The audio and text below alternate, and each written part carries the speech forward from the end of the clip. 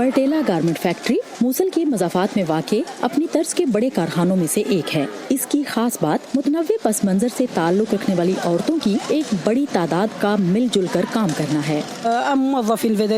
یہ ہمارا ذریعہ معاش ہے۔ یہاں مسلمان، مسیحی اور یزیدی مذہب سے تعلق رکھنے والی خواتین مل کر کام کرتی ہیں۔ اس کارخانے میں عورتوں کی مہارتوں یعنی سلائی اور ڈیزائننگ پر انحصار کیا جاتا ہے۔ باہمی اتفاق سے قطع نظر ملازمین کو شکایت ہے کہ ان کو معاوضہ کم ملتا ہے۔ ہمیں کرایہ اپنی جیب سے دینا پڑتا ہے اور ایک اشرے سے ہماری تنخواہ 1 لاکھ عراقی دینار ہے، جس میں آپ اربل شہر آنے جانے کا کرایہ بھی ادا نہیں کر سکتے۔ 1 لاکھ عراقی دینار ناکافی ہیں۔ ہمارے بچے ہیں، بل ادا کرنا ہوتے ہیں۔ 1 لاکھ عراقی دینار 85 امریکی ڈالرز ماہانہ بنتے ہیں۔ فیکٹری کے مینیجر فیصل شریف کہتے ہیں کہ خواتین جتنا معیاری کام کر رہی ہیں یہ اس کا مناسب معاوضہ نہیں ہے۔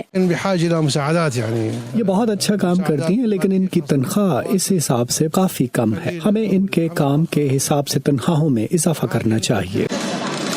کم اجرت کے باوجود کچھ خواتین متنوع ماحول میں کام کرنے اور اپنے خاندان کی بہتری میں کچھ حصہ ڈالنے کی وجہ سے خوش ہیں۔